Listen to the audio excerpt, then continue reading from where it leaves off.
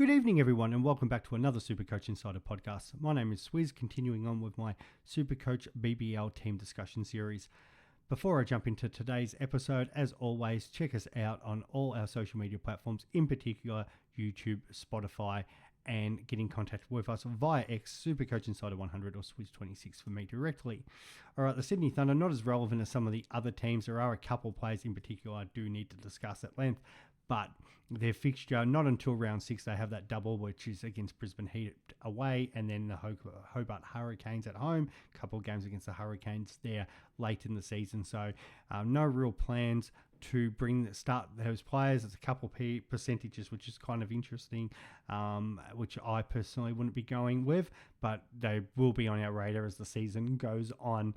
Then one of those ones highly owned early on is David Warner, who's at 16%, opening the batting, captaining the side, 152k. Really surprised a bit with his price in this because he hasn't performed. They've obviously picked him because what he has done. I'll put that at his price, what he's done in international cricket, but he averaged 14 a couple of seasons ago, and then last season it was only 25. So I think that was the case. If we put where he was meant to be price-wise, it would be a case of everybody would pick him. And so I think they've kind of gone a more fair price. It'll be interesting to see how he performs. He has obviously been in the commentary box during the test series against India and has made some public comments about maybe coming out of retirement if need be. So it'll be interesting to see what a full season does for him and how it goes. Hopefully for us BBL Supercoach players, he will drop in price so we can pick him up at that point. But it wouldn't surprise me either if he comes out and bangs out a big score early on. So those people on him, personally for me, I'd be trying to use that money, especially as much as he is, on a double round player early. Like he's more expensive than like in Inglis. We've already talked about the Perth Scorchers players. He's in that sort of mold. So I wouldn't personally go there myself. Now, what happens with his opening partner will be very interesting. I have Sam Constance at number 6 at the moment, but by all reports, David Warner wants him opening the batting, depending on what happens with their sort of practice or trial games coming up over the next couple of days.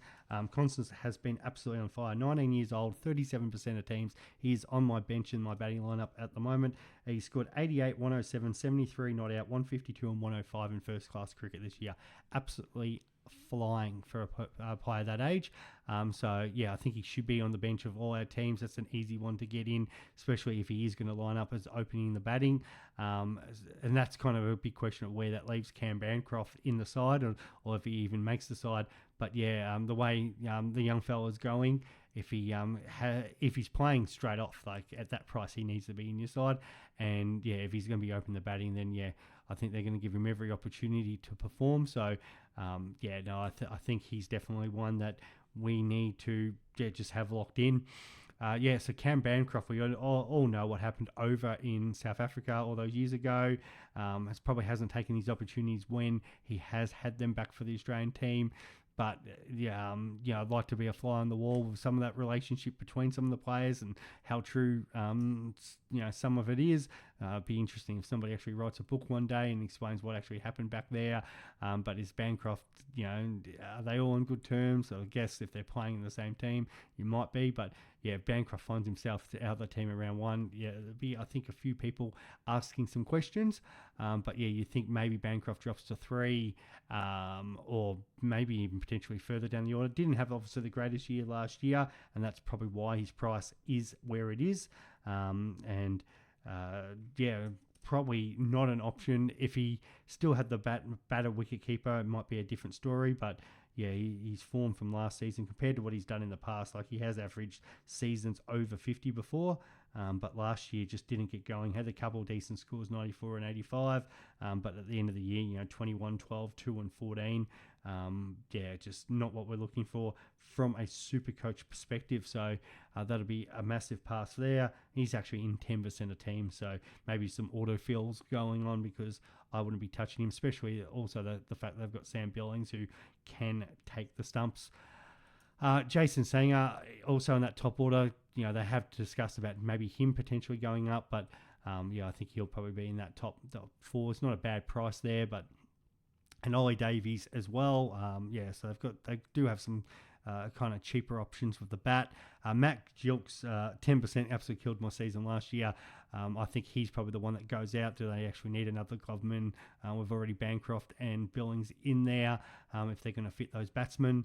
And even so, even if he is playing, he's going to be playing that middle order. So for those 10%, if you're looking for a cheap bat, I'd be trying to go elsewhere and not be picking Matt Gilks. Daniel Sams has been a very good player for us in the past. One of those players that we would be wanting potentially at some point in the year. Maybe didn't have, actually still had a terrific year, considering the fact that he didn't finish the year well last year. At one point, he was averaging 75 after he scored 155 and 172. So he's the sort of guy on any given week, especially if it's a double round game, can absolutely smash it. He scored a 192 the year before. And then, he's had some massive weeks. So one player, if he's here for the double game, you've just got to pick him, and that'd be one I'd be looking at. Tavir Sanger was handy for us last year, but definitely not somebody for this season. As I said, with a lot of these Thunder players, they become more relevant as the season goes on. So the only other one is the West Indian 26-year-old Shufrain Rutherford. So a batsman there. He hopefully he won't be here for the start of the season because obviously he's got international commitments where West Indies have been playing Bangladesh. Scored 24 not out, but the big one was a couple of games ago. Scored 113 in that match. So very talented young cricketer there. So hopefully he comes out and we get to see the best of him, and that'll really shore up that Thunder lineup because sort of Warner, if Constance gets going, and then you have Rutherford in there. He's been batting sort of number 5. So definitely somebody who will strengthen up. And if he's here for that middle of the tournament, then maybe somebody will have a look at. Not completely in love with the price, but 152k as well. And that's the same with Lockie Ferguson, the New Zealand bowler. So I feel like some of these Thunder players have probably been priced out of even considering them, even with the single games. If some of these guys were more maybe 120, 125, I think we would potentially look at them even with only the one game, but with 2 games, it just makes it too hard. The last person we need to talk about is Will Solomon. He is a batter bowler. He's on the cheap end of a rookie, 39.5k. Did play for New South Wales earlier this year, made a 20 and 11 not out, and bowled 2 for 72 and a 1 for 22 in games against WA. So if he was to get an early look at, definitely something to consider. But even more, and it's probably why he's in 25% of teams, people looking at that loophole option. And the difference with him with Doran is the fact that he's a batter and bowler, so it does give you the ability to loophole players there. And I think he might come into people's thinking if you are trying to loophole a player. So if you've got, say, Richardson on your bench, first game, he goes out and scores a 60, 70, 80, whatever it is, and you've got the emergency of him. If Salzman's not playing, you can obviously easily bring him on the field there, and that will allow you to take Richardson's score as just an example. So I think that's why people are looking at him. I definitely think the one loophole player is good because also it allows you that vice captain and captain option.